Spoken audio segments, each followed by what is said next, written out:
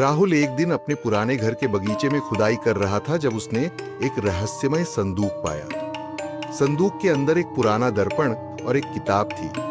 किताब में एक प्राचीन जादू के बारे में लिखा था, जिसमें हम शाकल या क्लोन बनाने की विधि बताई गई थी। राहुल ने इसे मजाक समझकर छोड़ दिया, लेकिन उसे ध्यान आया कि उसके एक ही तरह के कई लोग आसपास दिख रहे हैं।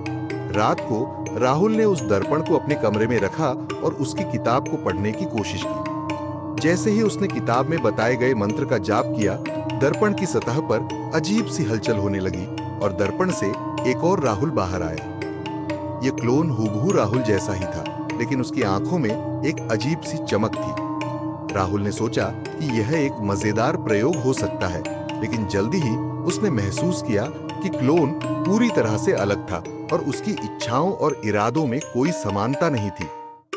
क्लोन धीरे धीरे राहुल के जीवन में घुसपैठ करने लगा। उसके दोस्तों और परिवार के साथ भी व्यवहार करने लगा। राहुल को एहसास हुआ कि क्लोन उसके जीवन पर पूरी तरह से नियंत्रण पाने की कोशिश कर रहा था और उसकी पहचान को छीनने की योजना बना रहा था।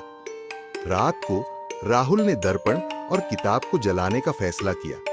जैसे ही उसने किताब जलाई और दर्पण को तोड़ा, क्लोन चीखते हुए दर्पण में समा गया।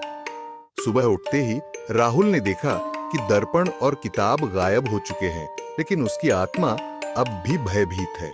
उसने महसूस किया कि वह खुद ही क्लोन से घिरा हुआ है, जो अब भी उसके जीवन में कहीं न कहीं छिपा हुआ है। राहुल के मन में अब केवल एक ही सवाल था, क्या वह खुद असली है या क्लोन ने उसकी जगह ले ली है?